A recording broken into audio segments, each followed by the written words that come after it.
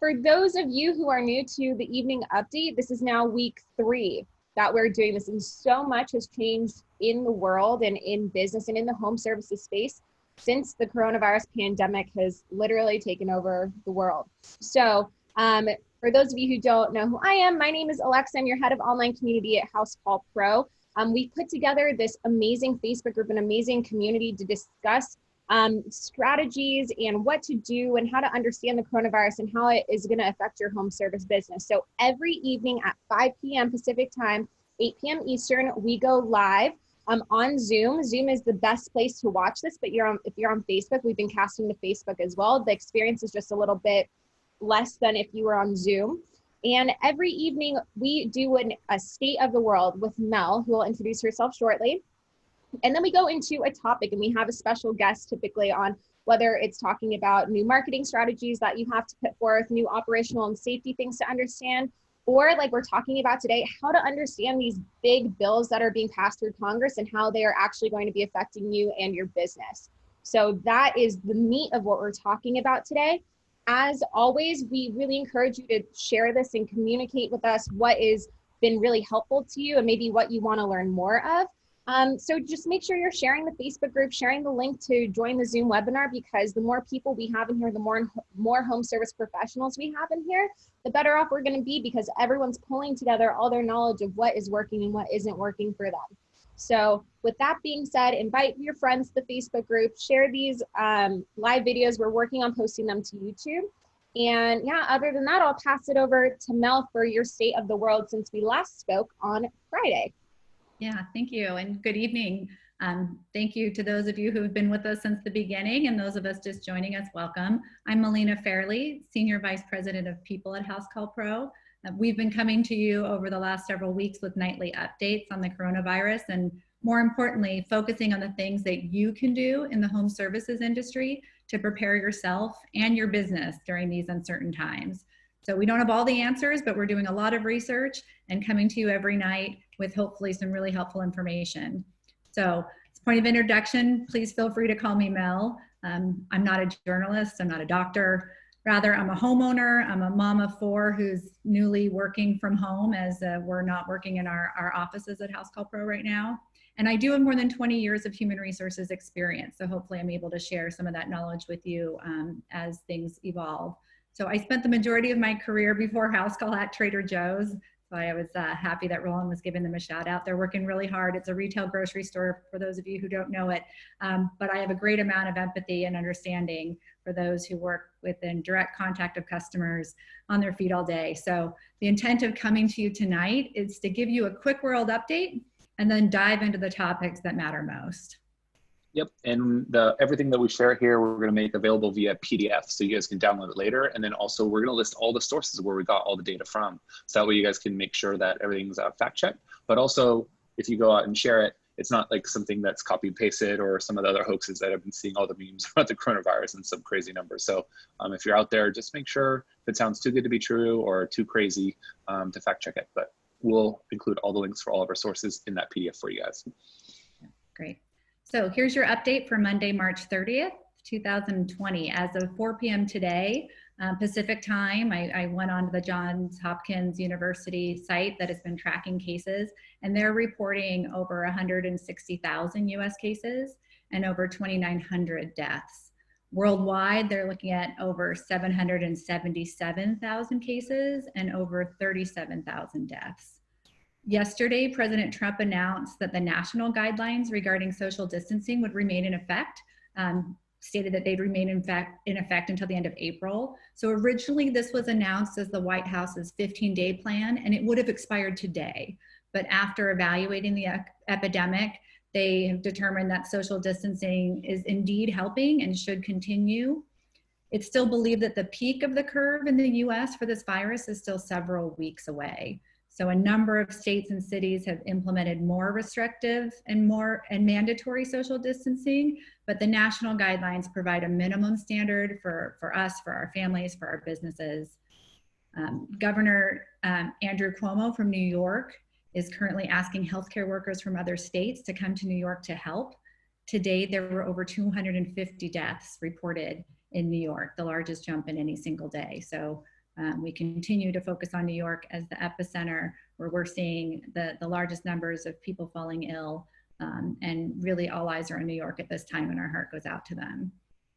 Yeah, I've seen a lot of great social media posts of different medical workers flying Southwest, all flying to New York to come aid. So it's nice to see a little positivity too. Yeah, there's definitely talk of sort of this migrating set of, healthcare workers that, first it's New York, and then as other areas sort of follow behind, we might see this being a trend of healthcare workers traveling from area of highest need to area of highest need. Really a sort of a shocking new world order for all of us.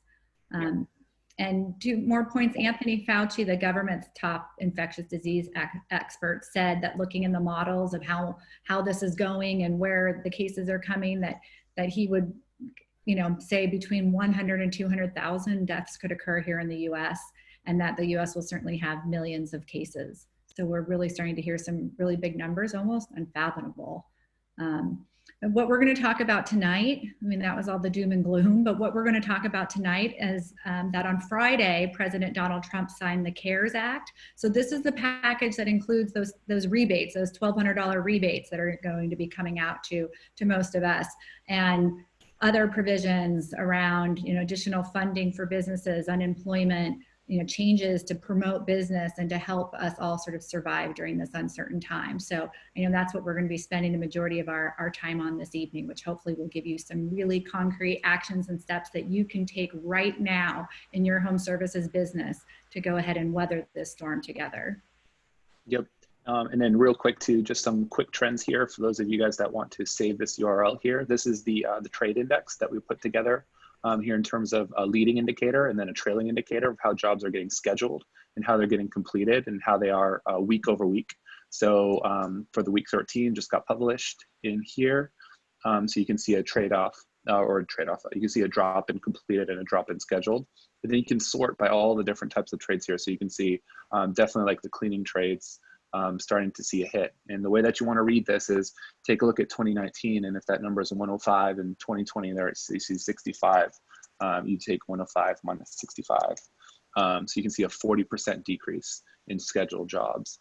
So that's how you read this graph, which is blue is 2019, red is obviously 2020, and you can go in and select your trade here and see how you're doing compared nationally. So this is not state by state, this is national basis.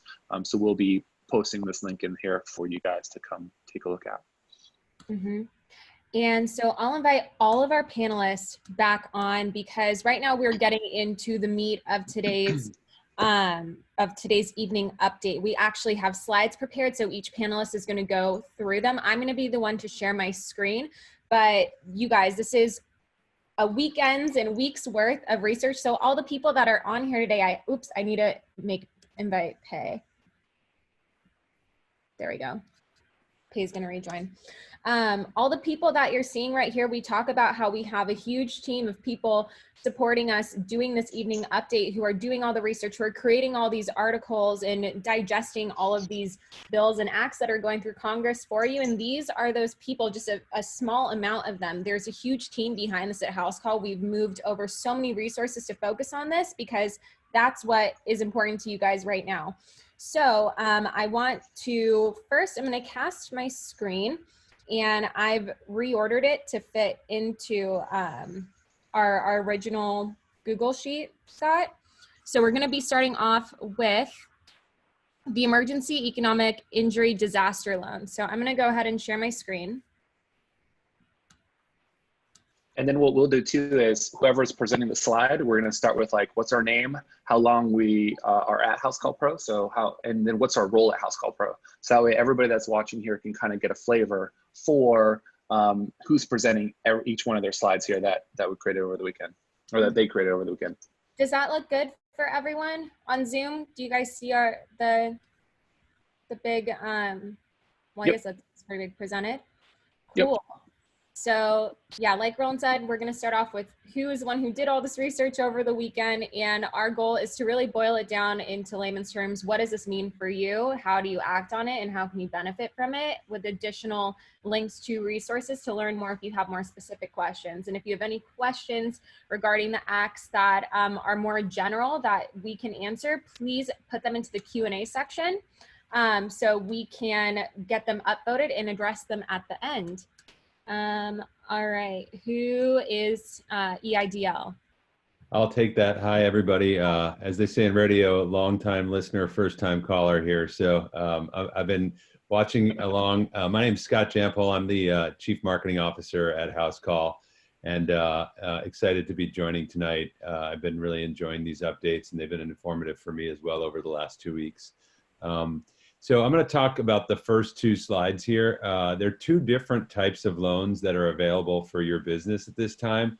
And I've seen a lot of questions about which one should you be applying for, the EIDL, which I'll talk about first, or the PPP, the Paycheck Protection Program. The answer is you're eligible and can apply for both if you're a business that's under 500 people. And I would encourage you to apply for both. I'll try to get into the intricacies and differences of them between the two as I go through this. Let's start with the emergency economic injury disaster loan. So this is this is a type of loan that is not new based on the coronavirus. The Small Business Association has been offering these EIDL loans on an ongoing basis for years. And no matter what type of disaster happens, whether it's a tornado or it's a flood or other things, they offer you access to these particular loans. In this particular case, given the depth and breadth of the coronavirus's impact on our business, they've made some changes to these loans to try to make them more accessible for businesses during this time. And what that means is that some of the requirements that you would have had to meet to get a loan from the SBA directly, which is the EIDL loans, in the past have been waived. So those are requirements around collateral, credit history, around how long you've been in business operations. Those will be waived. And so you should go ahead and apply for these. It can be up to $2 million, and they can be used basically for any of the operation costs that you have to run a business. So my advice to you, and because you can apply for this and I'll online, invite you back. We're good. All good? Yes. Because you can apply for this type of loan online, you don't need to go through an SBA approved lender. You can do this immediately. There's a link that we'll send out here, and if someone could post it, this covid19relief.sba.gov. That link is of the brand new path that they just introduced yesterday that simplifies the process of applying for this loan. I saw in the coronavirus discussion group, there was a lot of questions about how to apply, and it's now been revamped here. So I would suggest you do that. You heard on Friday, we were talking about this. Even if you're not approved for this type of loan, you can get up to $10,000 of an advance that will not need to be paid back. So it is as close as you can get to free money from the government as you will see.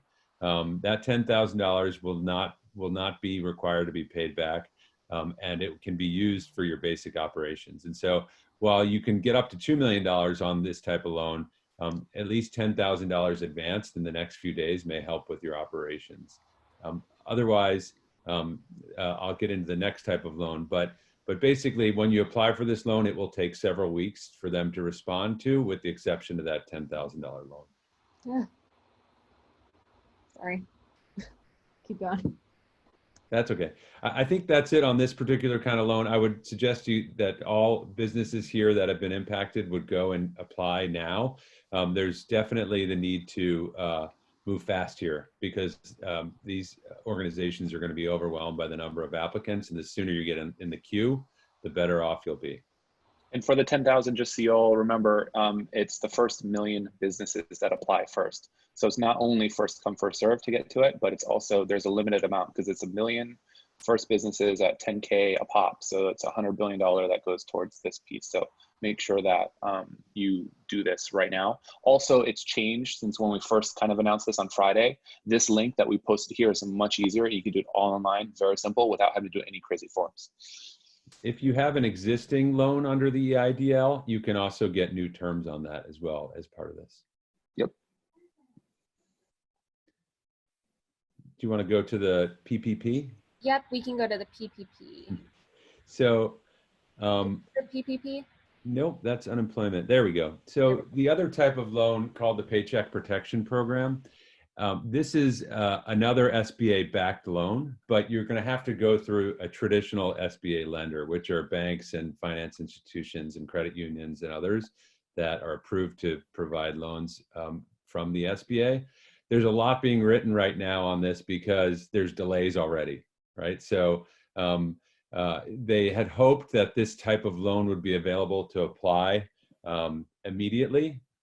But as things with many governmental actions, it's unlikely that the way to apply is going to open up for another few days. They're saying right now by April 15th you'll be able to apply. So what I would do is contact your SBA approved lender now. I saw again on the discussion group on Facebook that many of you have already talked to your lenders. If you don't have a lender, we'll post a link here to identify local SBA lenders near you. It's a good time to reach out and make that connection.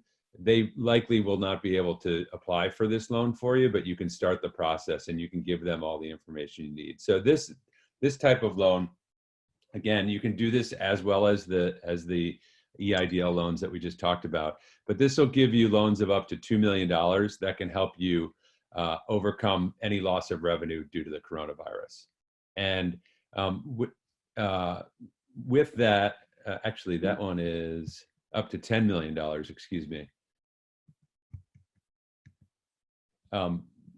They will look at your last year's worth of payroll, and you can get up to 2.5 times the monthly payroll that you had spent over the last year on average, up to $10 million, as I mentioned. As with the previous loans I mentioned, there's no collateral or personal guarantee that's required, and they may be forgiving these loans as well. There's a very low interest rate on these types of loans as they come available.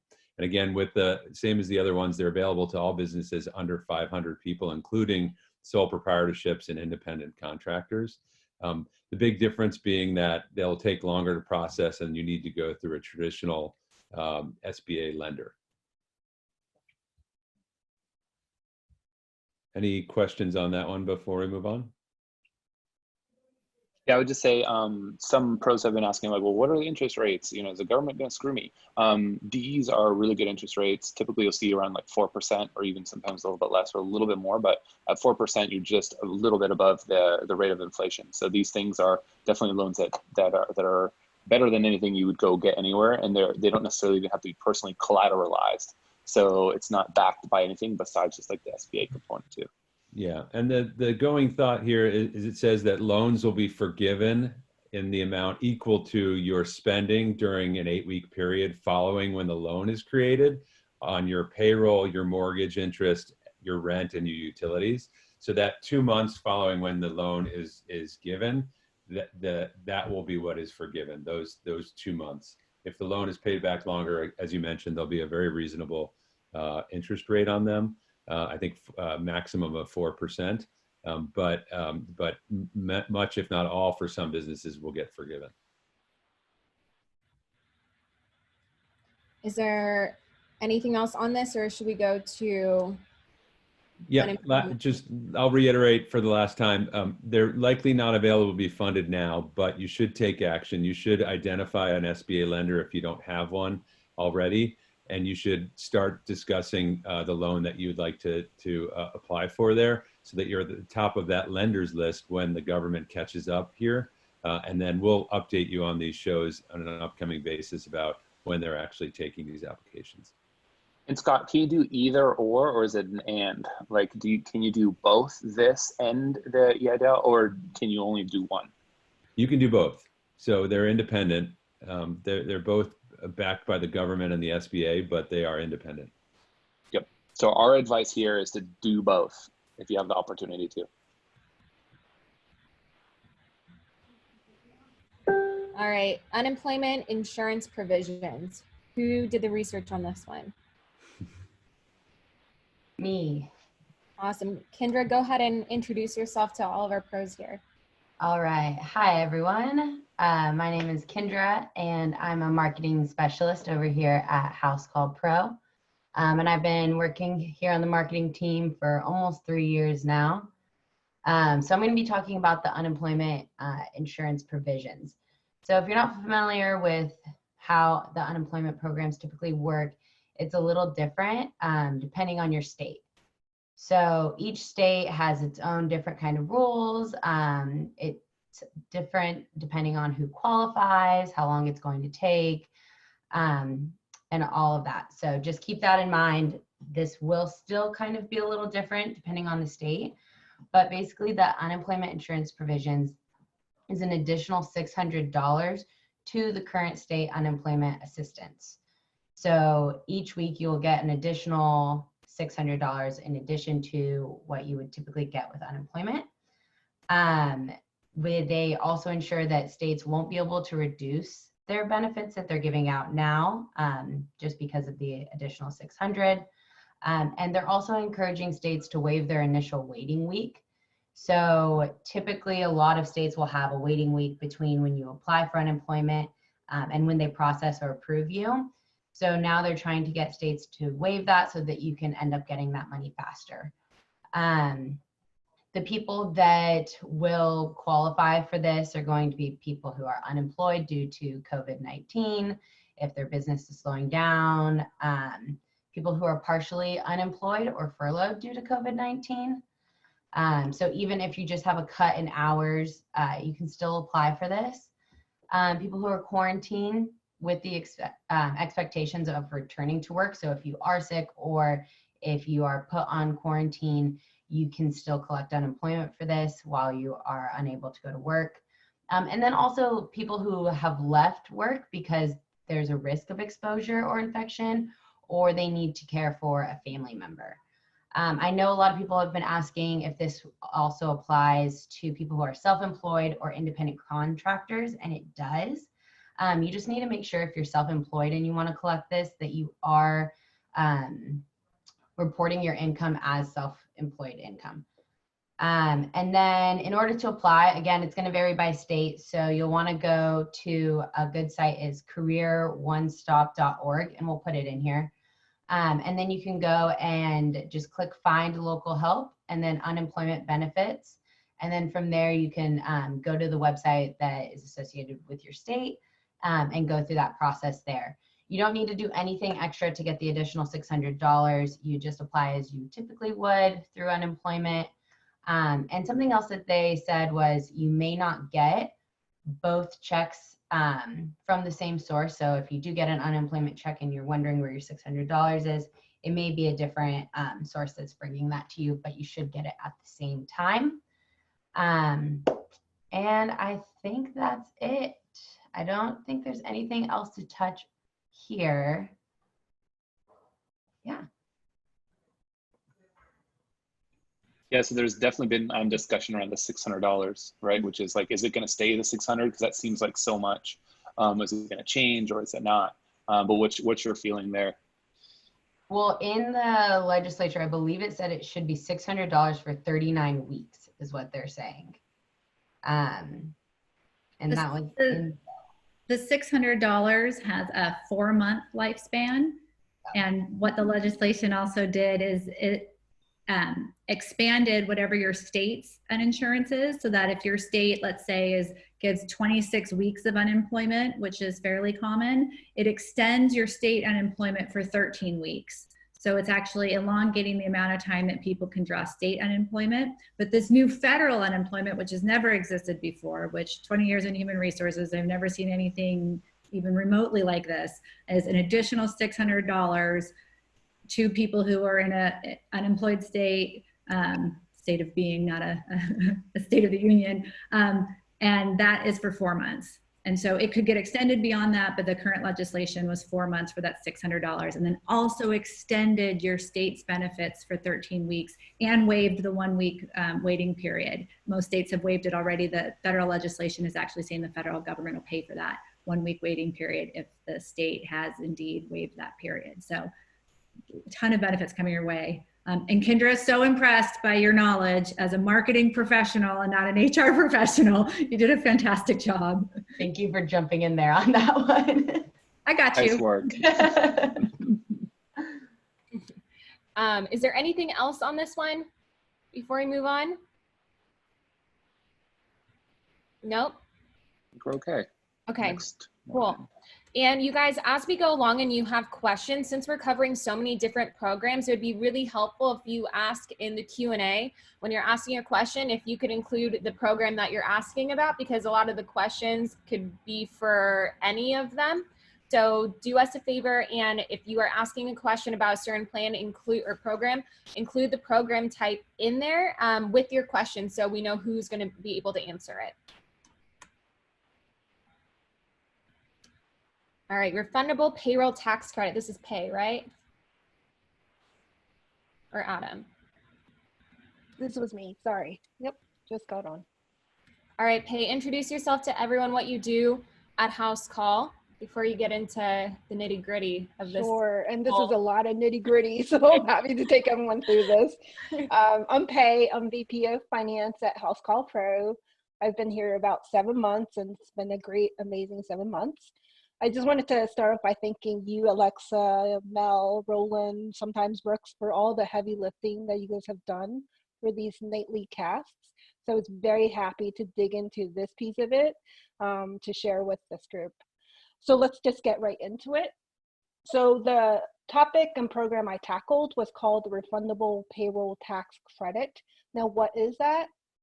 It's essentially a credit against your quarterly payroll tax payments that you pay on April 1st, July 1st, October 1st, etc. And this allows you to deduct up to 50% of wages paid to your employees during the COVID crisis. And there's a specific time frame that this period refers to. This credit specifically offsets the employer portion of your Social Security taxes up to a maximum credit of $5,000 per employee. Depending on whether you have more than 100 or fewer than 100 employees, the definition of employee does change. Now, who's eligible? It's all employers that meet either one of these two conditions. The first condition is the business disruption condition, and the second condition is the significant revenue decline condition. So let me give you an example of how you would qualify for the business disruption condition. This is really a case where either your state, most likely, or your city, or the federal authorities have really declared your business as non-essential, and you've had to be forced to either partially or fully shut down. Now, if you have more than 100 employees that you're still paying wages for, then you can claim 50% of the wages and health insurance costs for those employees that are furloughed. So that's the distinction. These have to be furloughed employees that are not actively doing work for you if you have more than 100 employees. Now, if you have fewer than 100 employees, you can claim any and all wages and health insurance costs for all your employees, whether or not they're actively working for you. And that credit can be against your quarterly payroll tax payments. Now, that's the first condition. The second condition is the significant revenue decline condition. This is a case where if your business quarterly revenue is down more than 50% from the same quarter last year, like for example, if you made $10,000 in revenue in Q1 of 2019, and you're making less than $5,000 in revenue in Q1 20, so more than 50% decline in your revenue, then you are eligible. And you can test this each quarter. If you don't meet that eligibility on the 50% revenue decline in Q1, which we hope you don't, you can test in Q2, Q3, or Q4 for continued eligibility. This also has the same qualifier for qualified employees, whether you have more or less than 100 employees. You could claim the credit for furloughed employees only if you have more than 100 employees. If you have less, you can claim all of the wages paid to the employees, whether they are actively or not actively working for you. Now, this eligibility does end if you then, in the quarter you're testing for, all of a sudden make your revenue is greater than 80% of the revenue you generated in the same quarter last year. So in this example, if last year you made $10,000 in one quarter, and in the same quarter this year you made $8,000, then you would lose eligibility. Now, what happens when you do? You could still claim the tax credit for that quarter. The first quarter you lose eligibility, but you cannot take that tax credit in future quarters. So it's a mouthful, and that's why I put a decision tree in the slides that we will share with you so you can go through it in more detail. But it's essentially 2 conditions you need to meet to get the refundable payroll tax credit. How do you apply? This is a credit against your quarterly payroll tax payments, so you do not have to actively and separately apply. I put in the resource to the IRS page below, irs.gov/coronavirus. So I'll just stop right there and see if there are any questions. I feel like this is going to be one that's going to take a little bit of time to digest, especially for a lot of these businesses. I would say most of them would qualify for the under 100. So this is definitely something for them to consider and take a look at. Obviously, there's, if you're going to take part in the PPP side of things, that right, you would have to evaluate what would be the better part for your business. I think that's always a consideration that you should look over before you take advantage of this. Which one will end up with the highest, I would say, short-term benefit and then long-term benefit too. Good point, Erwin. So we don't see one question. Is this for all businesses or only for non-essential? So if you meet the criteria for the business disruption clause, it's most likely you were declared non-essential. But if you see your revenue decline by more than 50%, it could be your business is still essential. So there are 2 ways to meet this tax credit. Awesome. Yeah, this is one that definitely is going to take a little bit longer to unpack. Luckily for most of you, I think you do fall under the essential services category, but that being said, I still see on our Facebook page that there are plenty who don't. So make sure you check out what Pay digested here for you. And everyone's asking, once Pay went on and started talking about this, like, will these slides be available? Yes, they will be available to you after this.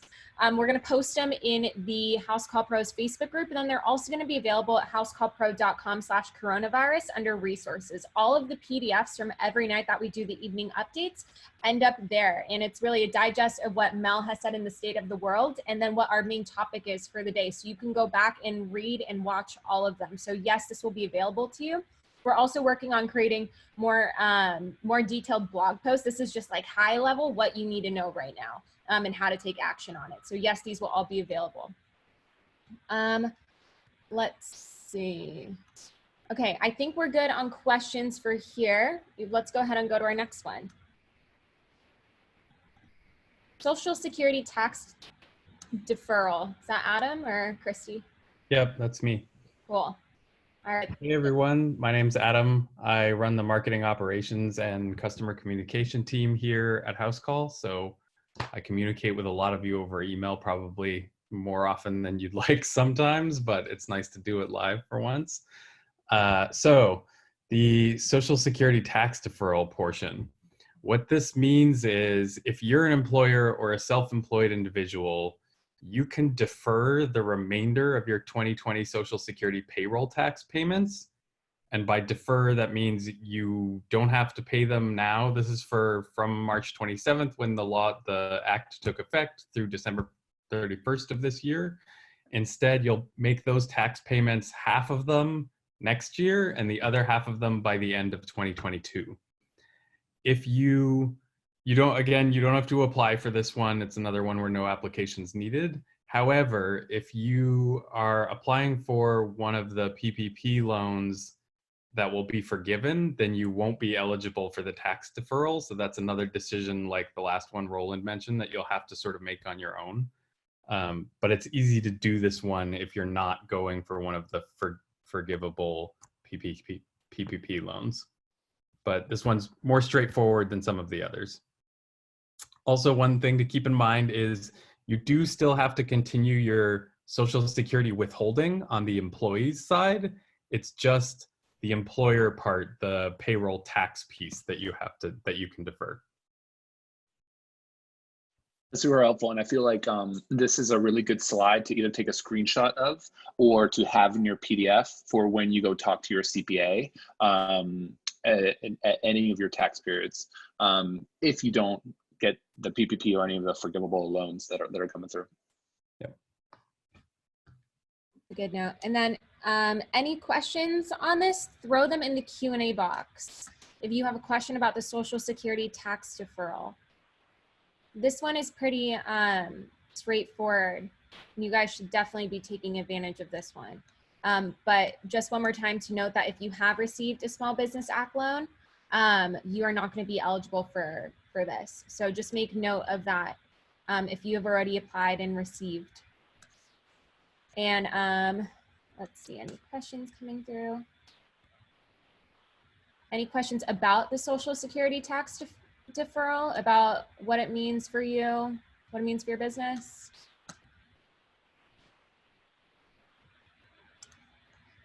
Let's go to the next one. Yeah, let's go to the next one. All right, recovery rebates. What is this? Who tackled That's me again. It's Scott. I'm back. Welcome back, Scott. Yeah, thank you. I feel like I got the fun one here. So this is literally the government providing Americans with needed cash. So they're going to be mailing out checks starting the week next week, the week of the 6th of April. And the only question is how much cash you'll get, and I can help provide some answers to that here. So the first question is, are you an individual? Are you a married couple? Or are you what they call a head of household, which in most cases is single parents? And so the amounts are different for each of those categories. If you're an individual and you're earning less than $75,000 per year, you'll receive $1,200 as a check. And the check will be delivered via direct deposit if you put your taxes in via direct deposit, or if not, the checks will be mailed out to you starting on that week. I should mention that the intention was actually to base it on the year 2020 to decide what your income was going to be. But since nobody knows what that's going to be because the year is still going on, they're going to look back to the tax year of 2019. If you didn't if you didn't submit your taxes in 2019 yet, they will look back to 2018. And unfortunately, if you didn't apply your taxes in 2019 or 2018, and the last tax year you applied is in 2017, I don't believe you'll be eligible for this check. So individuals should expect $1,200 if they made less than $75,000. If you made up to $99,000, between $75,000 and $99,000, you will get less than that. They haven't said exactly what that less portion will be, but it'll be somewhat less than $1,200. If you're married, you and your spouse will each receive $1,200 if your combined income is less than $150,000 a year. So that is $2,400 for the couple. If you're less than 150K per year, if you are between 150K and 198K, again, similarly to the individual side, you'll receive less than that $2,400. They haven't released that yet. And then finally, if you're a single parent, you will receive $1,200 if you made under $112,500, so an increased amount there. You'll get $1,200. If you made under $136,500, you'll get a decreased amount from that $1,200 there. For both parents, as single parents or married couples, you'll receive $500 per each child that you have, regardless of which of the bands your income fits in. If you're over the top band on any of these categories, you won't receive any checks from the government for you or for your children. As Adam said before, no actions needed here. It'll be mailed or direct deposited based on the information that the government has from your taxes in previous years. And likely it'll be next week or early the following week that you'll receive these in the mail, depending on how quickly they can get them out. That link you included too is super useful and really cool and very, very easy to use. So when you guys get a hold of this PDF, just go click on it or take a screenshot of this, type it in. But it makes it really simple to calculate what you're going to get.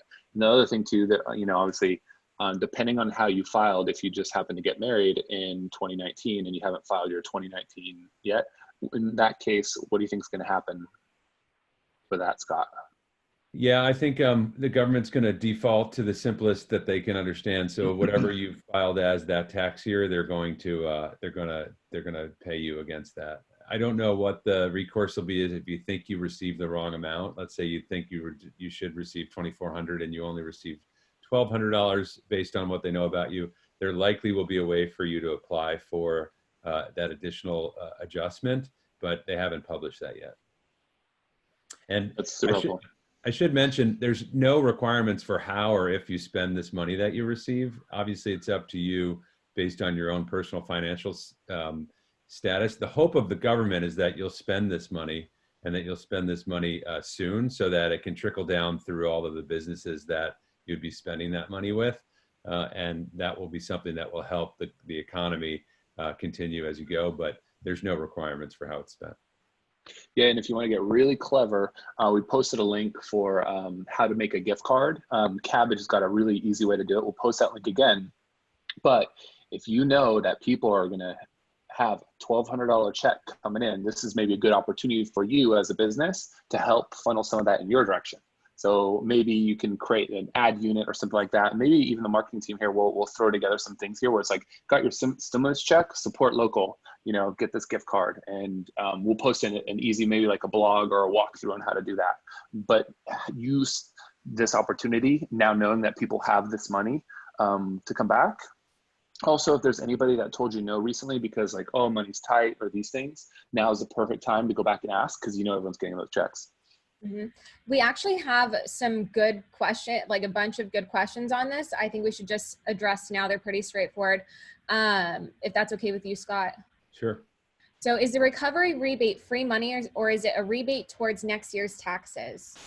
Free money. So it's not connected to any other tax years. There's no tax burden on it. It's not taxable income. You won't pay taxes on it whatsoever. So 100% of the money is yours to keep and there's no obligations attached to it. That's very straightforward. And then this one is, we might be able to answer. So for the recovery rebate, I had a child less than 3 weeks ago, so they aren't on my taxes. Can I still be eligible for $500 for them? You should be eligible for that. The question is, how is the government going to take that information and how would they be able to know? Because you haven't filed a tax year where they're listed as a dependent of yours. That's how the government is paying the $500 is based on the number of dependents in your household that you're responsible for. So I think you should be owed that money, but I don't know what the recourse will be given that it's a new child. Congratulations, by the way, on your new child. Hopefully bringing a lot of joy to you and yours at this time. So, but we will follow up as the government gives us some information about how people should contact them for adjustments, and hopefully we can help you get the money that you should have. And then last one for now for the recovery rebates. I just got married last year, but haven't filed their 2019 taxes yet. However, we did individually file in 2018. Do we know how that will work? Yeah, so individuals, then whatever tax year they're using to determine this, they will you'll get paid that way. So if you're married now, but we're individuals, then if your income just won't be combined within their calculations. So in this case, if you're both individuals in their minds, if you're less than 75K per person, you'll get $1,200 and up to 99,000. The good news is the couples and the individuals is just doubled, right? So it's 150,000 combined versus 75,000 as an individual. So likely it wouldn't change your outcome. I guess there's some scenarios where one of you would qualify for the most amount and the other would qualify for a reduced amount. But again, there may be some way to correct that in the government's eyes. Mm-hmm. Okay, thank you for answering those, Scott. We have a bunch more questions on that, and our hope is to create an FAQ sheet for you. We've been like compiling the answers for these all throughout the whole weekend. And for what are the two blog posts with the FAQs that we have prepared for tonight? Tonight, you'll see on our blog will be a post on the EIDL and a post on the Paycheck, the PPP. So those are, I think, the broadest and mostly applicable ones. So we prioritize those first, and then the rest of this week we'll be issuing additional details and posts on each of these, in addition to the slides, which you'll get after today's presentation. And then let's move on to, I don't know how many more we have, but small business debt relief. Who's this one? That's me. Can you hear me? Yes. Okay, cool. I had to dial on my phone, but glad to see that it's working. Right. So I'm Christy. I've been at House Call for a little over 3 years now, and I'm also on the marketing team. And today I'll talk about the small business debt relief as part of the CARES Act. It's pretty straightforward. So Scott had a lot of the meaty parts around the PPP, which is a loan administered by the Small Business Administration. If you currently have an SBA loan, and that's going to be the 7A, 504, or microloan, then they're providing some debt relief for you within, I think it's for 6 months and no longer than a year. And it's pretty straightforward. They don't have an application, but you'll want to work with your lender to seek the loan forgiveness and submit to the lender. That includes different information to verify employment and payroll costs, your mortgage or interest payments, rent payments, or utilities, and any certifications that you may need with all the info that says that's true. And then the turnaround time for that is around 60 days from submission of the application to issue a decision on the application. So this will only apply for you if you have a current 7A loan, 504, or microloan through the SBA. Or if you're currently in the covered period, which is 8 weeks after the actual loan approval date. And then there are a few resources in here so you can see what the forgiveness calculator will be. A lot of it is based on the employee's payroll utilities costs after February 15th to June 30th this year. And then if you have more questions about the actual legislation, it's there as well. Cool. So pretty straightforward. Thanks, everybody. On that. If you have any questions about the small business debt relief, put them in the Q&A, and just make sure to type in small business debt relief so we know what program you're talking about. Is that our last one? Is this just something else in the list? Cool. I'm going to stop sharing my screen. And right now we have a bunch of questions, but I'm going to try to tackle at least one from each plan if we have time. And can I just mention that I've been answering questions in the Q&A this whole time. So you may have a question that's already been answered by me. And you might be about to ask the same question someone else already asked and answered. So you can see the answered questions, and that might help you out. Yeah, Mel's answered 24 individual questions, and they're almost as, wow, okay. So we have 29 open ones. So let's see, the one that has, we'll go through the ones that have been upvoted the most. So if my employees have already applied for unemployment and I apply for an SBA loan and get approved, do my employees lose their unemployment benefits? That's for me. I don't see any reason why that would be the case. So I highly doubt that. So I think the question, I've seen a lot of questions like, if I did already let someone go, do I need to rehire them to get access to some of these benefits within these loans? They won't lose access to their benefits. It is your individual question around whether those loans that you get access to or the cash you get access to is worth bringing them back on for your own business purposes at that point. The intention of these loans is to help you operate your business as if there's not been the disruption that is occurring right now. And so the government is trying to help you operate at the level you were before the coronavirus started. And so in those cases, they're hoping you'll rehire folks or keep and maintain your employees getting paid. But if you've already let someone go, it's really your own decision. You just need to make sure that and your loans won't affect whether or not they get unemployment. Next question. So we don't have to go to a lender to apply for the PPP or EIDL. It's all online? The EIDL is online. Those are loans directly from the SBA and the government. The PPP loans will be done through a SBA approved lender. So that will be offline. That will be through your lenders, which can be banks like Wells Fargo and other big banks. It can be credit unions. It can be finance or mortgage places. Anyone that's gone through the process of getting approved by the government to provide SBA lending. There's a link on this slide that I provided that will give you the ability to put in your zip code, and it'll provide you with a list of all of the SBA lenders that are locally approved near you. And then let's see, a couple more questions. I'm trying to find, maybe Mel, there's one that you answered that there was a lot of duplicate questions. Let me take a look. There's so many.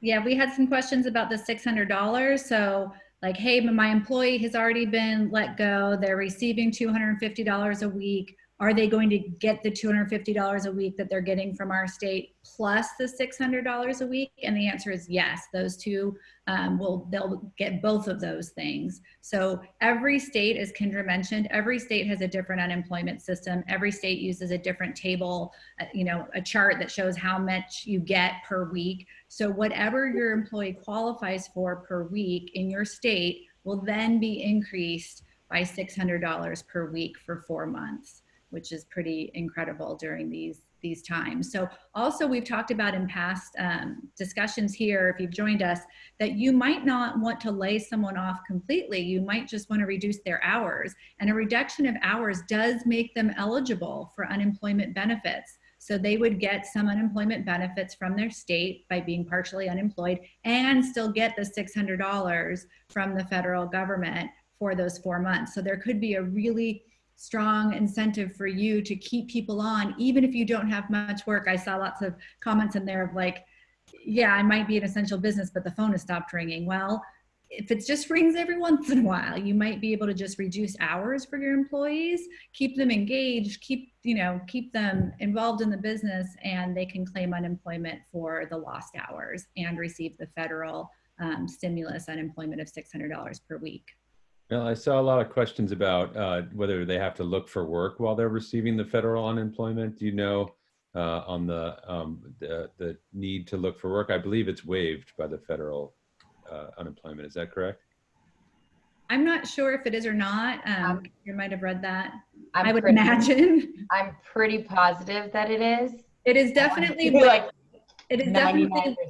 definitely waived for those of us, who have states where there's partial unemployment programs. They're often called work shares, or also for furloughs. So anytime you have a temporary layoff where you know that in time you're going to be bringing your employees back, the unemployment system recognizes that as a good thing and wants you to have your employees available to you. So they waive the requirement for someone to be looking for work if it's a temporary situation. So I think we would hope most of these folks are in temporary situations. So that's also another angle there is that gets waived regularly, even without coronavirus for temporary situations, temporary layoffs, temporary furloughs. Mm-hmm. Those are good business strategies that we highly recommend, because when we're coming through the other side of this, it's very easy to ramp back up your employees. When you think about how much time and energy and training you put into finding good employees, it's a huge drain. And so if you think about the other companies that are actually really letting go permanently of individuals, they're going to have a much harder time getting that engine started again. You want to be there just idling, so that way when times change, you can just turn the engine back and rev it full. So it's good business strategy too. And the government knows that. That's why they try to incentivize it. And then quickly, Mel, what's the difference between a furlough and a layoff? That's a common question we get. Layoff is usually referred to, a complete reduction of hours to 0. So it could be for a temporary time period. A furlough is often referred to when maybe you're furloughing a few days a week. So I talked to someone that the other day works at a hotel and they've been furloughed 4 days a week and they're working 1 day a week. So that would be called a furlough as opposed to a layoff, because you are still working some. And sometimes you see them used fairly interchangeably. That's good to know. And then just last overall question, we shared a lot of information tonight. Where, if I am a pro and I need to start, where do I start? What's the most important thing to start with? What should I do right now? What should I apply for? Yeah, I think it's the EIDL straight away. Go towards the $10,000 in forgivable advance, so you can apply it against your operations, your business immediately. That's again, it doesn't matter if you're approved for the EIDL loan or not.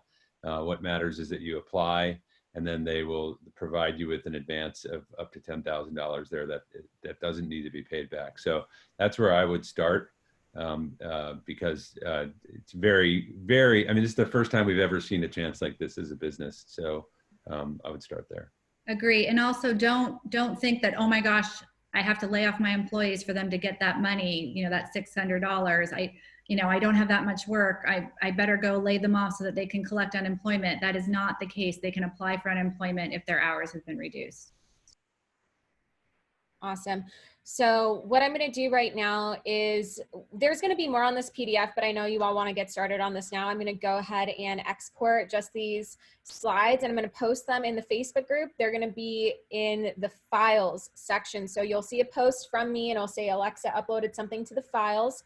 But other than that, we see all the questions that are in the Q&A. We have actually most of them recorded from previous webinars. And so all of the blog posts that we're going to be coming out with this week will answer the majority of these questions, as long as they're like not too hyper specific around just you and your business. If they're general questions in depth, we're able to answer them. So just know that we have all these recorded. I have an ongoing Google sheet, and I haven't even been through Facebook yet. It already has like 150 some odd questions from just the last week. So we are working to make our way through them and understand it, so we can pass that information along to you. Other than that, I want to thank our special guests. These guys spent their whole weekend researching all these new laws, because let's face it, no one wants to do that. I know I did not want to do that. I was like, I'll do the Q&A questions. And these guys we're looking over hundreds and hundreds of pages of bills and legislation, everything that's on the internet. So I want to thank all of you guys for going outside of what your role is at House Call to help all of our pros here. So thank you. And other than that, we'll see you guys tomorrow, 5 p.m. Look out for my post in the Facebook group in a few minutes. All right. Thanks, guys. Thanks. Bye, everybody.